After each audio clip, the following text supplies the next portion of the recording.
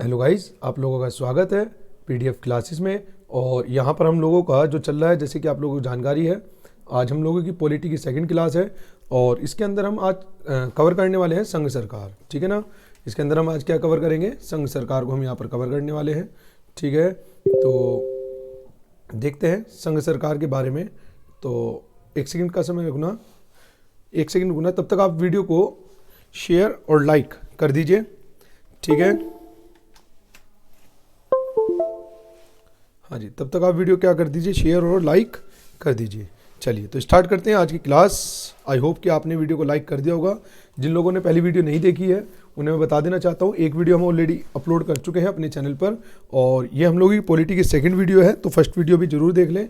और यहाँ पर आपको जो नए पैटर्न पे बेस्ड क्वेश्चन मिल रहे हैं, नए पैटर्न पे जिस तरीके क्वेश्चन आ रहे हैं, उन सब का रिवीजन कराया जा रहा है। ठीक है, तो स्टार्ट करते हैं आज की क्लास। तो चलिए, सबसे पहले हमारे पास यूनियन गवर्नमेंट, ठीक, जिसे हम हिंदी में बोलते हैं संघ सरकार। ठीक है, संघ सरकार, जहाँ पर भी ये संघ शब्द आ जाएगा ना, तो ये समझ जाना है केंद्र की बात हो रही है। ठीक, जहाँ पर भी ये संघ शब्द आएगा वहाँ पर समझ जाना किसकी बात हो रही है, केंद्र की बात हो रही है। ठीक, संघ सरकार जो आता है वो सबसे पहले आता है भाग 5 के अंदर। कौन से भाग में, ये याद होना चाहिए, भाग 5 के अंदर।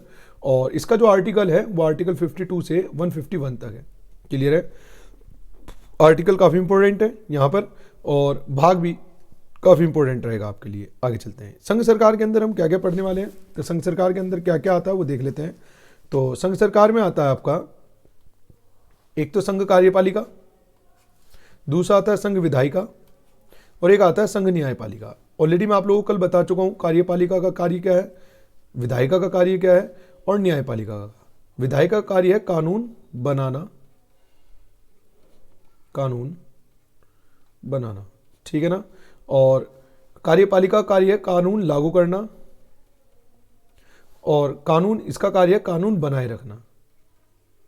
ठीक, कानून का कोई भी उल्लंघन ना करें, इस चीज का यहाँ पर ध्यान रखने के लिए बनाई गई है न्यायपालिका। चलिए, संघ कार्यपालिका के अंदर कौन कौन आता है, तो यहाँ पर समझना जरा। तो संघ कार्यपालिका के अंदर जो जो आता है वो होता है देश का प्रेसिडेंट, वाइस प्रेसिडेंट यानी कि राष्ट्रपति, राष्ट्रपति, उपराष्ट्रपति, राष्ट्रपति, उपराष्ट्रपति, और सभी संघ सरकार के सभी मंत्री, है ना। Council of minister of union government, यानी कि इसका मतलब है कि जितने भी मिनिस्टर हैं संघ सरकार के सभी मंत्री परिषद। ठीक है ना, संघ सरकार की मंत्री परिषद इसके अंदर रखी जाती है। क्लियर है इतनी बात। आगे चलते हैं। इसके बाद जो आता है वो आता है आपका संघ विधायिका, जिसे हम संसद के नाम से जानते हैं। इसके अंदर दो भाग बनाए गए। ठीक, इसके दो अंग होते हैं, कौन कौन से, एक तो लोकसभा और एक राज्यसभा। और एक अंग आता है इसका क्या, एक अंग आता है इसका प्रेसिडेंट। तो क्वेश्चन आता है कि निम्न में से कौन सा अंग, क्वेश्चन आता है निम्न में से कौन सा अंग ऐसा है या कौन ऐसा व्यक्ति है जो संघ कार्यपालिका अंतर्गत भी आता है और संघ विधायिका के अंतर्गत भी आता है। तो ऐसा कौन है, ऐसा है राष्ट्रपति। ठीक, यहाँ पर बहुत सारे गलती कर देते हैं, तो इस चीज को ध्यान रखना। कार्यपालिका के अंतर्गत भी आता है और विधायिका के अंतर्गत भी आता है, कौन, राष्ट्रपति। क्लियर इतनी बात। अब आगे चलते हैं। लोकसभा, राज्यसभा आपको अभी आगे चल के मैं क्लियर करने वाला हूं कि लोकसभा क्या है, कितनी सीटें होती है, कैसे कैसे इसके अंदर व्यक्ति को चुना जाता है।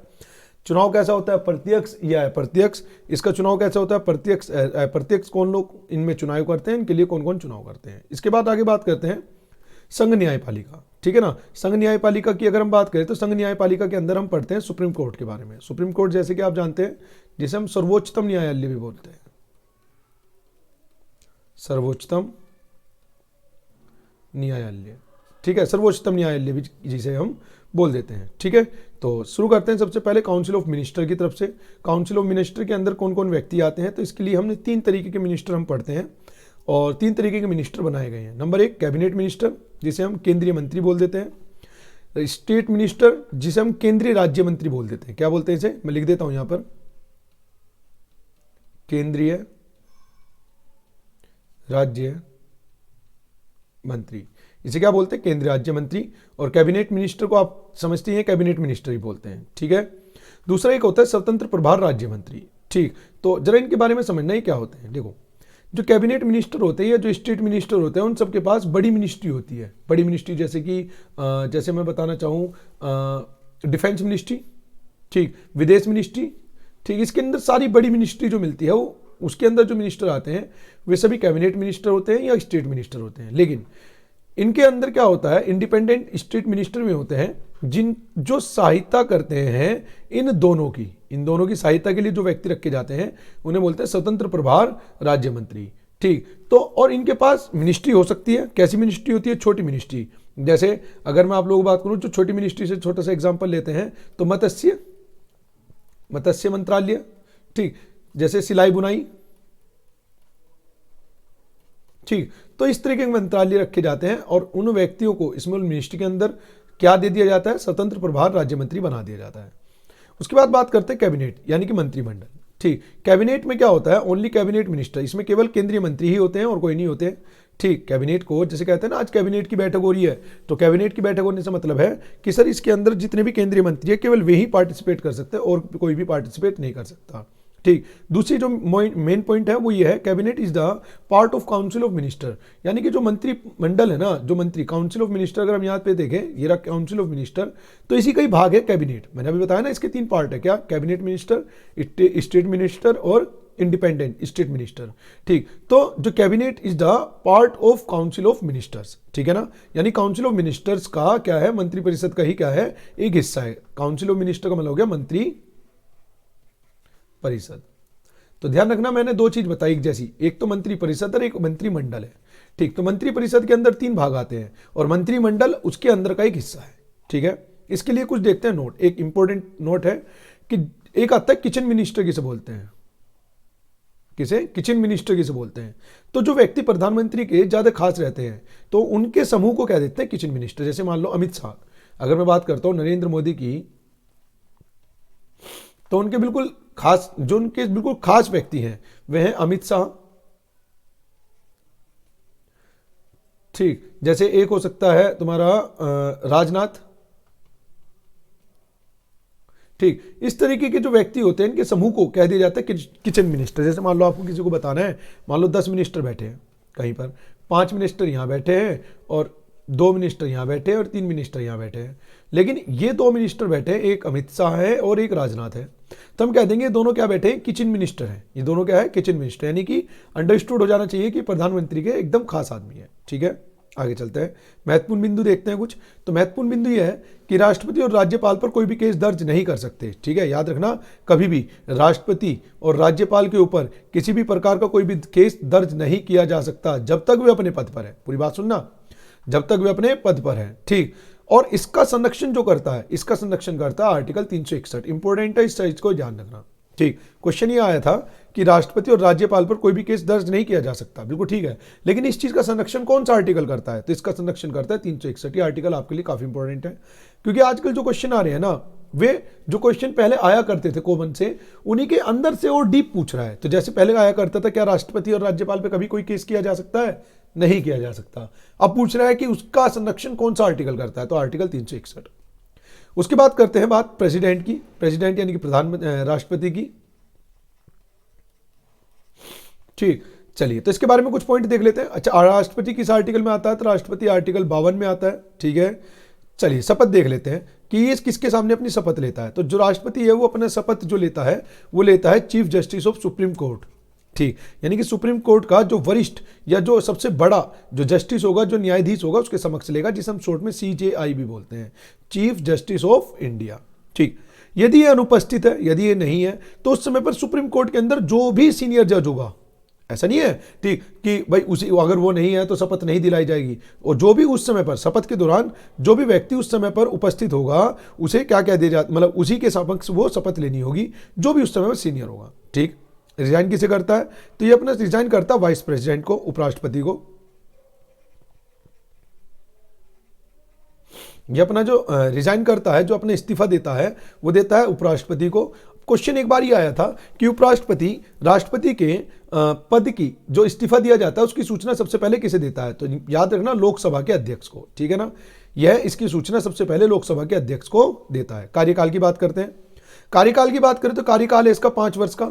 ठीक, यदि 5 वर्ष से पहले वो रिजाइन कर दे, रिमूव कर दे या डेथ हो जाए, यानी कुल मिला के किसी भी तरीके से राष्ट्रपति अपने पद से बर्खास्त हो जाए, यानी कि अपने पद को छोड़ दे, या वो रिजाइन कर दे या हटा दिया जाए, ठीक, या उसकी मृत्यु हो जाए, तो कार्यकारी राष्ट्रपति इसके स्थान पर अधिकतम 6 माह तक ही काम कर सकता है।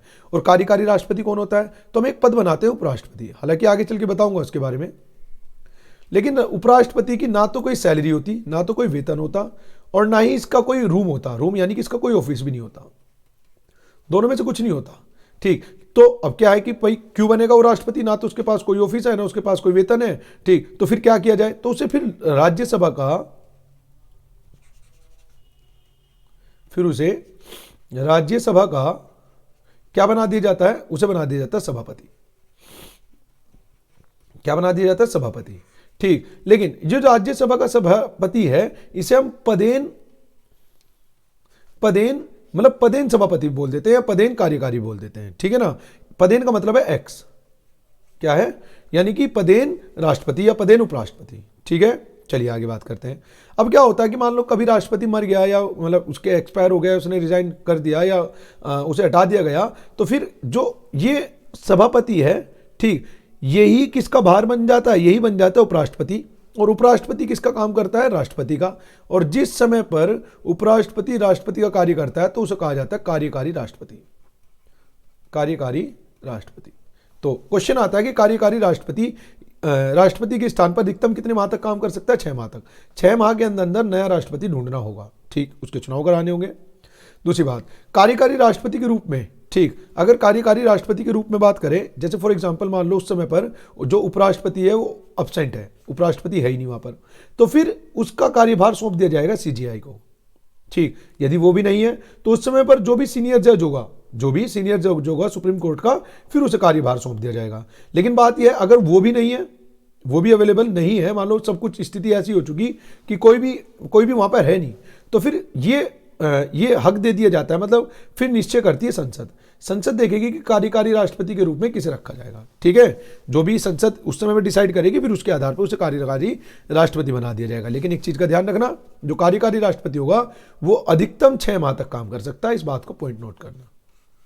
आगे कुछ पॉइंट देखते हैं। आज तक 3 बार कार्यवाहक राष्ट्रपति बनाए गए हैं, ठीक, मतलब 3 बार कार्यवाहक राष्ट्रपति बनाए गए। जैसे सबसे पहले वीवी गिरी 1969 में 2 माह के बाद रिजाइन कर दिया था इन्होंने भी, ठीक। एम हिदायतुल्लाह, ठीक, 1969 में भारत के सीजीआई राष्ट्रपति और उपराष्ट्रपति तीनों पद पर रह चुके हैं, याद रखना इस बात को, ठीक। यानी कि भारत का ऐसा कौन सा राष्ट्रपति है, ठीक, भारत का ऐसा कौन सा राष्ट्रपति है जो सीजीआई भी रह चुका है, यानी कि चीफ जस्टिस ऑफ इंडिया भी रह चुका है, राष्ट्रपति भी रह चुका है और उपराष्ट्रपति भी रह चुका है, तो वह है एम हिदायतुल्लाह, ठीक। उसके बाद आता है बीडी जत्ती, ठीक, बीडी जत्ती 1977 में, ठीक। दूसरा बात, इसे फर्स्ट सिटीजन ऑफ इंडिया यानी कि प्रथम भारत का प्रथम नागरिक कहा जाता है, भारत का प्रथम नागरिक भी कहा जाता है, ठीक। इसकी मिनिमम एज कितनी है? बस वो अपनी 35 वर्ष कंप्लीट कर चुका हो, 35 वर्ष पूरे कर चुका हो, ठीक। अन्य व्यक्ति जिसकी मिनिमम एज 35 वर्ष है, ठीक। अब देख लेते हैं कौन कौन से ऐसे व्यक्ति हैं जिनकी जो उम्र है वो 35 वर्ष है मिनिमम, ठीक। तो मिनिमम एज जो राष्ट्रपति होता है उसकी भी 35 है, उपराष्ट्रपति की भी 35 होती है और राज्यपाल की भी। ये ऐसे व्यक्ति है जिनकी मिनिमम एज जो है क्या होती है, जिनकी मिनिमम एज क्या होती है सर? तो इनकी मिनिमम एज होती है आपकी 35 वर्ष, ठीक है। आगे चलते हैं। इनकी मैक्सिमम एज क्या है? तो मैक्सिमम एज की कोई लिमिट नहीं होती, ये कितनी भी अधिकतम एज तक रह सकते हैं। पुनर्निर्वाचन है, हाँ जी पुनर्निर्वाचन है। पुनर्निर्वाचन का मतलब है एक बार जो राष्ट्रपति बन गया उसे दोबारा से बनाया जा सकता है, हाँ जी बनाया जा सकता है। एग्जाम्पल देख लेते हैं ऐसा कौन है। ऐसा केवल डॉक्टर राजेंद्र प्रसाद है जो कितनी बार बने हैं? 2 बार राष्ट्रपति बने हैं। याद रखना भारत में कोई भी व्यक्ति कितनी भी बार राष्ट्रपति बन सकता है, अनंत बार। लेकिन अमेरिका की अगर बात करें तो अमेरिका में कोई भी व्यक्ति मात्र 2 बार, मैक्सिमम 2 बार ही राष्ट्रपति बन सकता है, ठीक है ना, ये बात ध्यान रखना। दूसरी बात, राष्ट्र का संवैधानिक प्रमुख होता है, ठीक। सरकार का नाम मात्र एवं औपचारिक अध्यक्ष होता है, ठीक। तो ये एक औपचारिक अध्यक्ष है, नाम मात्र अध्यक्ष है। क्यों है? देखो असल में क्या होता है, राष्ट्रपति के पास क्या होता है, एक मंत्रिपरिषद होता है, सलाहकार मंत्रिपरिषद, ठीक। जो मंत्रिपरिषद कहेगा वही राष्ट्रपति को करना होगा, और उस मंत्रिपरिषद का जो अध्यक्ष होता है वो होता है प्रधानमंत्री। कौन होता है? प्रधानमंत्री। और जो प्रधानमंत्री कहेगा वो मंत्रिपरिषद को करना होगा। तो प्रधानमंत्री ने मंत्रिपरिषद को कहा, मंत्रिपरिषद ने जो कहा वो राष्ट्रपति को कहा, राष्ट्रपति को करना हुआ। यानी कि जो सही वास्तविक जो सरकार का अधिकारी है वो, मतलब सरकार जो मेन रूप से जो देश चलाता है वो है प्रधानमंत्री। ये तो एक केवल औपचारिक है, क्योंकि प्रधानमंत्री कहेगा मंत्रिपरिषद से और मंत्रिपरिषद कह देगी राष्ट्रपति से। तो यानी कि ये कैसा पद ले रहा है? औपचारिक और नाम मात्र। ठीक है। दूसरी बात देखते हैं क्वालिफिकेशन, यानी कि अर्हताएं। यहां पर बहुत सारे विद्यार्थी गलती करते हैं, उन्हें अर्हताओं का मतलब ही नहीं पता। ठीक, तो याद रखना अर्हताएं का मतलब होता है क्वालिफिकेशन, योग्यताएं। आर्टिकल 58 में, ठीक, यह भारत का नागरिक होना चाहिए, लाभ के पद पर नहीं होना चाहिए। लाभ के पद का मतलब है किसी भी दूसरे ऐसे पद पर नहीं होना चाहिए जहां से उसे वेतन मिलता हो। मतलब ऐसे बहुत सारे पद पर हो सकता हो जिससे वेतन ना मिल रहा हो उस पद का, लेकिन वो कभी भी ऐसे पद पे नहीं हो सकता जिसका उसे वेतन मिलता हो। ठीक है, वो पद उसे छोड़ना होगा। दूसरा, एज कंप्लीट होनी चाहिए, 35 वर्ष, यानी कि 35 वर्ष की आयु पूरी होनी चाहिए। Must be eligible to be MP of Lok Sabha. इसका मतलब है वो कह रहा है कि एमपी होना चाहिए, मतलब उसके पास ये योग्यता होना चाहिए कि लोकसभा में वो जो है एमपी चुना जा सके, यानी कि सांसद चुना जा सके। ठीक, राष्ट्रपति के लिए है कि लोकसभा के अंदर वो सांसद चुने जाने की योग्यता, यानी कि लोकसभा के अंदर उसे सांसद चुना जा सके, ऐसी क्षमता उसके अंदर होनी चाहिए। आगे देखते हैं कुछ ऐसे पद जो लाभ के पद पर नहीं माने जाते। ठीक, मैं लिख देता हूं। ठीक, जैसे प्रेसिडेंट का पद, ये पद लाभ के पद पर नहीं माने जाते। ठीक, तो देखो जैसे प्रेसिडेंट लाभ के पद पर नहीं माना जाता। ठीक, वाइस प्रेसिडेंट लाभ के पद पर नहीं माना जाता। गवर्नर, राज्यपाल लाभ का पद का नहीं माना जाता। All minister of union government and state government, यानी कि राज्य संघ सरकार और राज्य सरकार के सभी मंत्री, ठीक, संघ सरकार और राज्य सरकार के सभी मंत्री ये भी लाभ के पद पर नहीं माने जाते, ध्यान रखना। ठीक, वेतन देख लेते हैं। राष्ट्रपति को जो वेतन मिलता है वो कहां से मिलता है? भारत की संचित निधि से वेतन दिया जाता है। अन्य पद जिन्हें संचित निधि से वेतन मिलता है, इंपॉर्टेंट है, इस चीज को ध्यान रखना। मैं वो लिख रहा हूं कौन कौन से, केवल ऐसा राष्ट्रपति नहीं है जिसे संचित निधि से मिलता है। ठीक, ऐसे बहुत सारे पद है। तो कौन कौन से पद है तो उनके नाम मैंने लिख रखे हैं। जैसे राष्ट्रपति को भी कहां से मिलता है? संचित निधि से मिलता है। उपराष्ट्रपति को भी संचित निधि से ही मिलता है। डेप्यूटी चेयरमैन ऑफ राज्यसभा, यानी कि उपाध्यक्ष, कहां का? राज्यसभा का। राज्यसभा का जो उपाध्यक्ष है उसे भी क्या?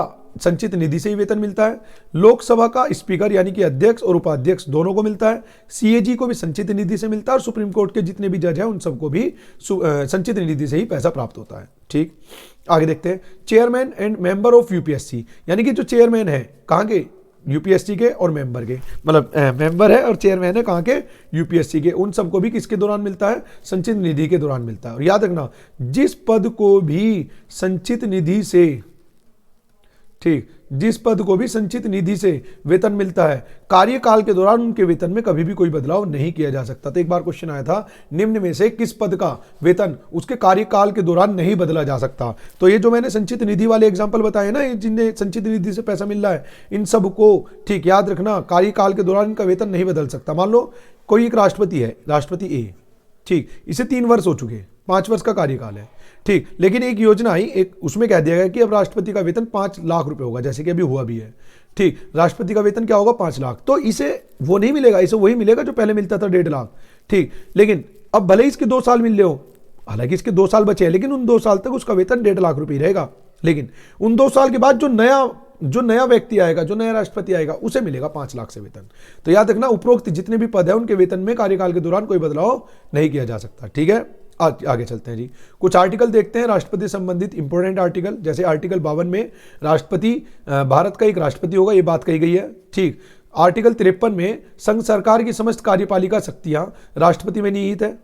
आर्टिकल 54 में कहा गया इलेक्शन ऑफ प्रेसिडेंट, यानी कि इसमें बताया गया कि राष्ट्रपति का चुनाव कैसे होगा, राष्ट्रपति का चुनाव कैसे होगा इसके बारे में बताया है। दूसरा, मतलब राष्ट्रपति के चुनाव के बारे में बताया है। आर्टिकल 55 में बताया manner of election of president, यानी कि कैसे होगा, क्या क्या प्रक्रिया होगी, ठीक, वो सब बताया गया है 55 में। यानी कि राष्ट्रपति का चुनाव होगा, कैसा होगा, प्रत्यक्ष या अप्रत्यक्ष, ठीक, लेकिन उसका मैनर क्या होगा, किस किस तरीके से वो चुनाव होगा, क्या क्या प्रणाली होगी, वो आर्टिकल 55 में बताया गया। कार्यकाल, टेन्योर का मतलब होता है कार्यकाल।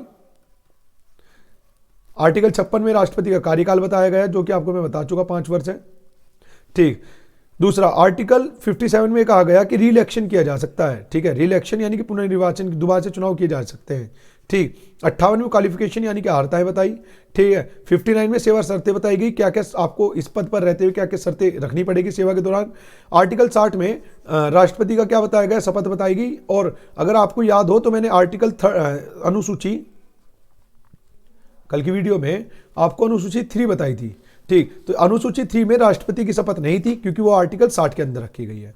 उसके बाद आर्टिकल 61 में राष्ट्रपति महाभियोग प्रक्रिया से हटाया जाएगा, ये बात बताई गई और महाभियोग के बारे में बताया गया, ठीक है।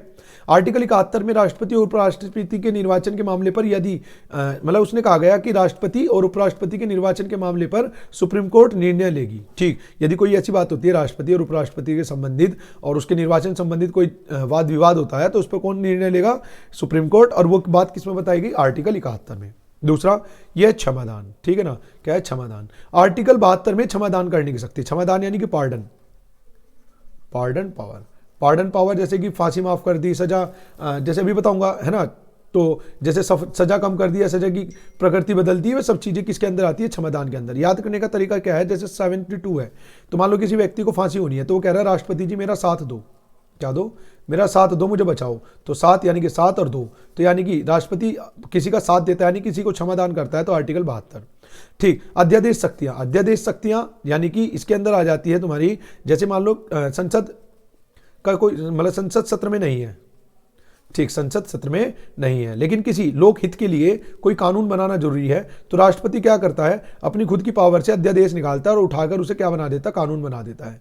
लेकिन उस पर कोई भी वाद विवाद का कोई मुद्दा नहीं होता, राष्ट्रपति अपने हिसाब से क्या बनाएगा, कानून बनाएगा और विधि आयोग को, विधि जो आयोग है उसे चेक कराएगा और उसके बाद उसे पास कर देगा, ठीक। और जब सत्र आ जाएगा उसके बाद उसे वापस पास करा दिया जाएगा। लेकिन जिस समय पर राष्ट्रपति ने अध्यादेश जारी किया उस पर कोई वाद विवाद नहीं होता, तो यानी कि राष्ट्रपति क्या कर देता है, अध्यादेश लाया और स्टार्ट कर दिया 1 2 3, स्टार्ट कर दिया 1 2 3 स्टार्ट। तो ऐसे याद रखना आर्टिकल 123 में अध्यादेश है, ठीक है ना। आर्टिकल 143 में क्या हो जाता है, प्रेसिडेंट कंसल्ट ऑफ एससी, यानी कि इसने कह दिया कि मैंने अभी बताया ना विधि आयोग के बारे में बात करता है। लेकिन आर्टिकल 143 में क्या दिया गया, मान लो राष्ट्रपति के पास कोई कानून बनने के लिए आया, संसद में कोई कानून पास हुआ, लेकिन जरूरी थोड़ी है कि राष्ट्रपति को उन सब चीज की जानकारी हो, तो राष्ट्रपति किसी की सहायता लेगा। तो राष्ट्रपति जिसकी सहायता लेगा वो सुप्रीम कोर्ट की सहायता लेगा, किस पर, लीगल मैटर पर, ठीक। लीगल मैटर पर क्या करेगा, वो सहायता लेगा, ठीक। और वो सहायता लेगा किस आर्टिकल के तहत, आर्टिकल 143 में बात लिखी हुई है कि लीगल मैटर पर जो राष्ट्रपति है वो सुप्रीम कोर्ट की मदद ले सकता है, ठीक है। इसके बाद चलते हैं election of president. Election of president यानी कि राष्ट्रपति का इलेक्शन कैसे होता है, तो आर्टिकल 54 में ये बात बताई गई है, मैंने अभी बताया भी था आपको, ठीक। इलेक्शन ऑफ प्रेसिडेंट यानी कि राष्ट्रपति का चुनाव, ठीक है। आगे चलते हैं, उसने कहा इलेक्शन ऑफ प्रेसिडेंट में आर्टिकल 54 आ गया, जिसके अंदर ये बताया गया कि राष्ट्रपति का जो चुनाव होता है वो अप्रत्यक्ष चुनाव होता है। कैसा होता है, अप्रत्यक्ष चुनाव, जिसे हम इनडायरेक्ट बोलते हैं,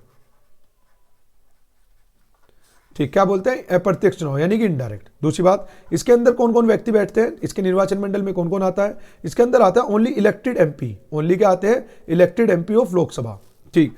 यानी कि लोकसभा के केवल इलेक्टेड मतलब जो जिन्हें क्या किया गया, चुना गया, जो निर्वाचित, जो चुनाव के द्वारा आए हैं, ठीक। मतलब जैसे राष्ट्रपति कुछ पद क्या करता है, अपनी मर्जी से चुनता है, तो उन पद के बारे में बात नहीं होगी, ठीक। यानी कि जिन्हें वोट के द्वारा चुना गया, केवल एमपी होंगे लोकसभा के वे जिन्हें चुना गया, ठीक। दूसरा, only elected MP of Rajya Sabha, Rajya Sabha के वे जो केवल इलेक्टेड हुए हैं, ठीक है, चुनाव के द्वारा चुना गया, ठीक। Elected MLA of all state यानी कि सभी राज्यों के मेंबर ऑफ लेजिस्लेटिव असेंबली, यानी कि जिसे हम बोलते हैं विधायक, क्या बोलते हैं, विधायक। यानी कि लेकिन वे भी कैसे, केवल इलेक्टेड जो चुनाव से आए हैं, ठीक। Only elected MLA of Delhi and Puducherry, यानी कि एमएलए वे भी इलेक्टेड जो दिल्ली और पुदुचेरी के, ठीक है, वे सब मिलकर क्या करते हैं, राष्ट्रपति के लिए चुनाव करते हैं। क्लियर है, आगे चलते हैं। विधानसभा गठन, ठीक। तो क्वेश्चन आता है विधानसभा गठन, देखो जैसे पुदुचेरी है, पुदुचेरी में विधानसभा गठन जो होता है 1963 में होता है, और दिल्ली के अंदर जो विधानसभा का चयन होता है वो होता है तुम्हारा गठन जो होता है वो 1991 में। याद रखना बहुत इंपॉर्टेंट है कि पुदुचेरी में विधानसभा का गठन कब हुआ, 1963 में, और दिल्ली में कब हुआ, 1991 में। क्लियर है इतनी बात। दूसरी बात, लोकसभा की बात करते हैं, तो जो मैं इलेक्टेड की बात कर रहा था ना, तो लोकसभा में जो मैक्सिमम सीट है वो 545 है, अभी हाल फिलहाल की बात करूं, जिनमें से 2 राष्ट्रपति के द्वारा चुने जाते हैं, ठीक। जिनमें से यानी कि 545 में से 2 तो राष्ट्रपति ने चुन लिए, जिन्हें हम एंग्लो इंडियन बोलते हैं, ठीक। लेकिन जो बाकी बचे 543 ये राष्ट्रपति के लिए चुनाव करेंगे। सेम ऐसे ही राज्यसभा की बात करते हैं तो 245 लोग होते हैं, 12 व्यक्ति उनमें से नॉमिनेटेड होते हैं, किसके द्वारा, प्रेसिडेंट के द्वारा मनोनीत होते हैं। तो बाकी जो 233 लोग बचे वे चुनाव करेंगे। दूसरी बात, एक शब्द आता है एंग्लो इंडियन, तो इसके लिए एक नोट याद रखना हमेशा, जो एंग्लो भारतीय होते हैं ना वो केवल यूरोपियन देशों से होते हैं, केवल यूरोपियन देशों से, और किसी देश से नहीं। कोई पूछे क्या अमेरिका के किसी व्यक्ति को एंग्लो भारतीय बनाया जा सकता है? नहीं बनाया जा सकता सर, बिल्कुल भी, क्योंकि वो यूरोपियन देशों से नहीं है। ठीक, तो एंग्लो भारतीय भी निश्चित है कि किन देश से होंगे? यूरोपियन देशों से। ठीक है, आगे चलते हैं। Manner of election of president. ठीक, इसके बलिए मैंने आपको बताया था मैनर के बारे में, आर्टिकल 55 ये रहा। ठीक, यानी कि राष्ट्रपति का चुनाव कैसे होगा, कैसे कैसे उसकी प्रक्रिया रखी जाती है। चलिए तो वो प्रक्रिया देखते हैं सर। देखो, manner of election of president, राष्ट्रपति के निर्वाचन का गठन। ठीक, तो कैसे किया जाएगा? तो आर्टिकल 55 में इसके बारे में बताया गया। और ये स्रोत इसका कहा, मतलब ये हमने राष्ट्रपति का जो चुनाव लिया है कि इस तरीके से हम राष्ट्रपति का चुनाव करने वाले हैं, वो कहां से लिया गया है? वो लिया गया आयरलैंड से। याद रखना, इंपॉर्टेंट पॉइंट है। ठीक, इसके लिए हम कुछ प्रक्रिया लगाते हैं, जैसे अनुपातिक प्रतिनिधित्व प्रणाली, अनुपातिक प्रतिनिधित्व प्रणाली। दूसरी प्रक्रिया होती है एकल संक्रमणीय मत प्रणाली। ठीक, इसके बारे में देखते हैं। देखो, असल में एक अनुपातिक का मतलब होता है कि हर किसी को एक समान अनुपात में रख के एक एक मत संक्रमणीय रख दिया गया। प्रेफरेंस के आधार पर वहां पर मतदान होता है, और हर किसी के वोटिंग का जो वजन होना चाहिए वो बराबर होना चाहिए, क्योंकि जो राष्ट्रपति होगा वो तो पूरे देश का होगा।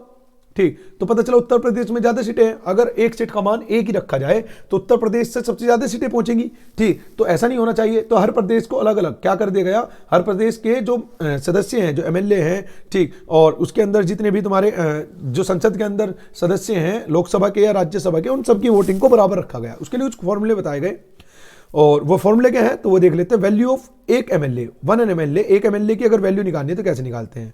टोटल पॉपुलेशन ऑफ स्टेट, यानी कि किस राज्य का वो एमएलए है, तो उस राज्य की टोटल पॉपुलेशन कितनी है। इलेक्टेड एमएलए ऑफ स्टेट, यानी कि उससे कितने कितने इलेक्टेड किए गए बटे गुना 1000।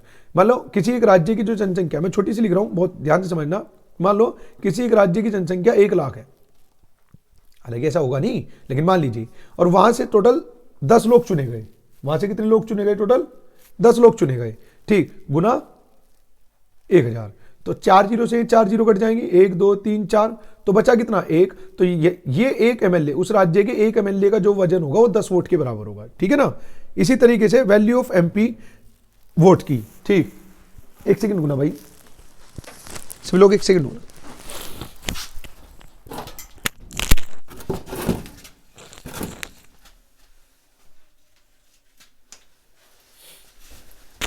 हाँ जी, चलिए वापस आते हैं। ठीक, अगर बात करें एमपी की वोटिंग कैसे की जाती है, एमपी का चुनाव, मतलब एमपी का एक वैल्यू का मान कैसे निकाला जाता है वो देख लेते हैं। एक सेकंड गुना, बस एक सेकंड। हाँ जी, चलिए देखो, value of one MP vote, एक एमपी के वोट का मूल्य कैसे निकालते हैं?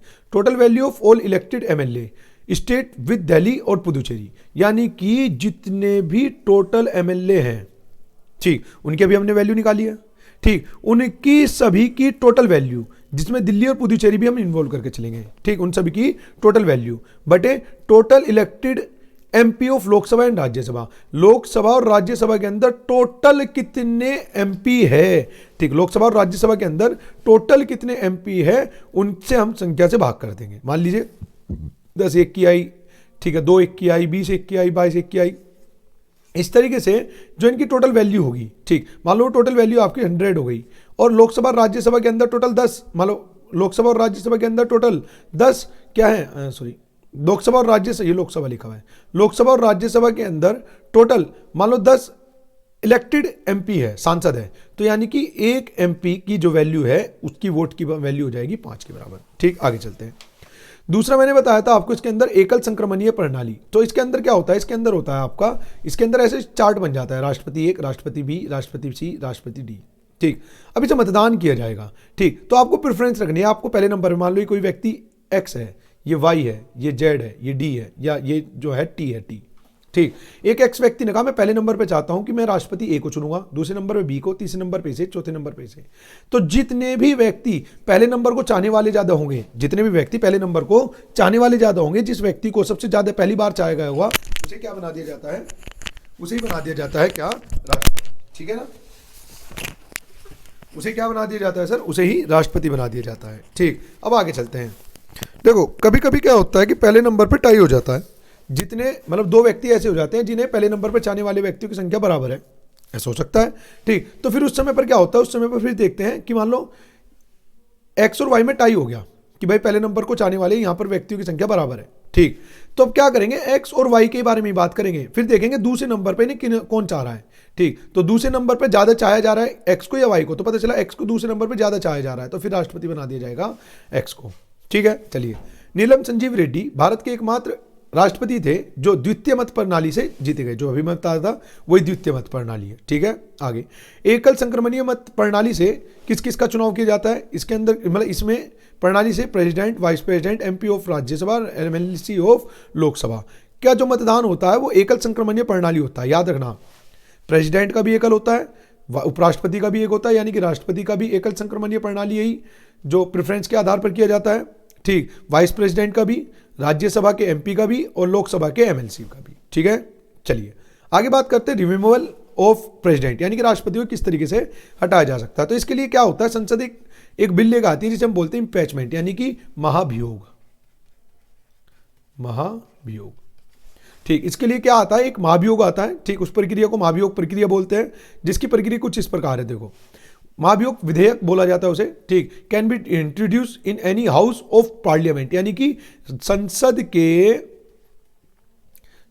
के किसी भी सदन में, ध्यान रखना, संसद के किसी भी सदन के अंदर, ठीक है, से पेश किया जा सकता है। ऐसा नहीं कि लोकसभा में पेश होगा या राज्यसभा में, ये लोकसभा में भी पेश किया जा सकता है सबसे पहले, या राज्यसभा में भी। ठीक है, लेकिन कब, जब राष्ट्रपति को ये कहा जाए कि भाई ये विधि के कानून अनुसार कार्य नहीं कर रहा है, विधि आयोग कार्य नहीं कर रहा है। ठीक है ना, तो मान लो मैंने मान लिया कि पहले राज्यसभा में पेश किया गया, लेकिन ऐसा नहीं कि डायरेक्ट पेश कर दिया जाएगा। पहले राज्यसभा के अंदर 1/4 मेजोरिटी ऐसी होनी चाहिए जो ये कहे कि हाँ भाई राष्ट्रपति को इसके पद से हटाना चाहिए। अगर ऐसा होगा, ठीक, तो मतलब वो और इसकी जानकारी किसे देगा, 1/4 लोग किसे इंफॉर्मेशन देंगे इस चीज की, तो वो देंगे हेड को। किसे information, within 40 days to president. ठीक है, यानी कि अगर आपको राष्ट्रपति को हटाना है और लोकसभा के लोग ही कह रहे हैं, तो जितने भी लोकसभा के अंदर आदमी है उसका 1/4 व्यक्ति एक साथ ये कहेंगे हेड को, लोकसभा के हेड को, राज्यसभा में तो राज्यसभा के हेड को और लोकसभा में तो लोकसभा के हेड को, ये कहेंगे कि हम राष्ट्रपति को हटाना चाहते हैं और हम कम से कम 1/4 लोग हैं। ठीक, तो हेड क्या करेगा, राष्ट्रपति को इस चीज की सूचना देगा। ठीक, राष्ट्रपति को इस चीज की सूचना देगा, वो कहेगा कि भाई आपको हटाने के लिए यहाँ पर महाभियोग की प्रक्रिया चालू की गई, और उसे इस चीज के लिए 14 दिन मिलेंगे कि भाई आप 14 दिन में अपने बचाव के लिए जो भी कहना चाहते हो वो कह सकते हैं। ठीक, तो 14 दिन तक उस पर वाद विवाद चलेंगे, बातचीत चलेगी, और 14 दिन के बाद फिर वो भेज दिया जाएगा दूसरे संसद के अंदर। दूसरे संसद के अंदर क्या बना दिया जाएगा, एक इन्वेस्टिगेशन हाउस बना दिया जाएगा, यानी कि राष्ट्रपति ने जो अपने पक्ष रखे हैं, जो इस पर आरोप लगाए गए, उन्हें हटाने का प्रयास करेगा राष्ट्रपति, खारिज करने का प्रयास करेगा। तो राष्ट्रपति ने जो वहां पर अपने पक्ष रखे हैं उन्हें खारिज करने के लिए, ठीक, जो जो उसने बातें बताई है उसके लिए एक इन्वेस्टिगेशन सदन बनाया जाएगा। ठीक, और इन्वेस्टिगेशन सदन उसकी बात को देखेगा कि राष्ट्रपति जो कह रहा है वो सही है या नहीं है, या इस पर गलत आरोप लगाया गया या नहीं लगाया गया। ठीक, उन 14 दिन के बाद उन सभी आरोपों को फिर भेज दिया जाएगा किसके अंदर, दूसरे सदन। जैसे कि स्टार्ट राज्यसभा में हुआ था, तो दूसरा सदन इस बार क्या है, लोकसभा है, तो उसे भेज दिया जाएगा लोकसभा के अंदर, और लोकसभा के अंदर दोबारा से मतदान किया जाएगा। यदि 2 लोकसभा की, यानी कि दूसरे सदन की 2/3 जो मेजोरिटी है, जो लोग हैं 2/3, वो यदि इसे पास कर देते हैं, ठीक, तो राष्ट्रपति को उसी समय पर उसके पद से बर्खास्त कर दिया जाएगा। ठीक है ना, टर्मिनेट कर दिया जाएगा। ठीक है, आगे चलते हैं। राष्ट्रपति कार्यपालिका शक्ति। तो राष्ट्रपति कार्यपालिका शक्ति के बारे में अगर हम देखें तो सबसे पहले हम देखते हैं राष्ट्रपति के पास एक शक्ति होती है जिसे हम बोलते हैं राष्ट्रपति की शक्तियां। जैसे राष्ट्रपति के पास शक्तियां, कार्यपालिका शक्ति, विधायिका शक्ति, वित्तीय शक्ति, न्यायिक शक्ति, कूटनीतिज्ञ शक्ति, सैनिक शक्ति, आपातकालीन शक्ति। राष्ट्रपति की शक्तियां हैं, क्या क्या है, जैसे कार्यपालिका शक्ति, हर शक्ति के बारे में अलग अलग पढ़ेंगे, किसमें कौन कौन सा एरिया हम कवर करने वाले हैं। राष्ट्रपति की कार्यपालिका शक्ति, विधायिका शक्ति, वित्तीय शक्ति, न्यायिक शक्ति, कूटनीतिज्ञ शक्ति, सैनिकीय शक्ति और आपातकालीन शक्ति। ठीक है, तो इसके अंदर हम देखते हैं सबसे पहले राष्ट्रपति की कौन सी शक्ति, इसके अंदर हम देखते हैं राष्ट्रपति की कार्यपालिका शक्ति। ठीक, तो राष्ट्रपति के पास कुछ कार्यपालिका शक्ति होती है। राष्ट्रपति किसी पद को हटा भी सकता है, नियुक्त भी कर सकता है और संस्थाओं का गठन भी कर सकता है। राष्ट्रपति के पास एक कार्यपालिका शक्ति होती है और इसी कार्यपालिका शक्ति के अध्ययन, मतलब इसी कार्यपालिका शक्ति के तहत राष्ट्रपति कुछ पदों को हटा भी सकता है, नियुक्त भी कर सकता है और संस्थाओं का गठन भी कर सकता है। ठीक, तो सबसे पहले बात करते हैं अपॉइंटेड एंड रिमूव, यानी कि प्रेसिडेंट किस किस को चुन सकता है और किस किस को हटा सकता है। ठीक है, तो इसके बारे में हम चर्चा लेंगे नेक्स्ट वीडियो में। तो आई होप कि आपको यहाँ तक की सभी बात क्लियर हुई होगी। तो एक बार यहाँ तक कि आप वीडियो को एक बार दोबारा से देख के रिवीजन कर लेना। बस आप लोगों से थोड़ा सा अनुरोध यही है कि सभी वीडियो को लाइक, शेयर और सब्सक्राइब सब करें, सब अपने व्हाट्सएप पर, ठीक, सब अपने व्हाट्सएप के स्टेटस पर इस वीडियो का लिंक लगाएं, ठीक, अपने फेसबुक पे लगाएं। देखो मैं आपको, आप मुझे सपोर्ट करोगे, मैं आपको सपोर्ट करूंगा, और जितना ज़्यादा आप इस चीज़ को शेयर करेंगे, जितने ज़्यादा व्यूज़ आएंगे, उतना ही मेरा मोटिवेशन हाई जाएगा। ठीक है ना, उतने ही मैं कोशिश करूंगा क्या कि आपको अच्छी अच्छी वीडियो जल्दी से जल्दी और ज़्यादा से ज़्यादा वीडियो दे पाऊँ। ठीक है, तो चलिए आज की क्लास को करते हैं यहीं पर समाप्त। मिलते हैं कल को नई वीडियो के साथ, तब तक के लिए tata bye bye, take care,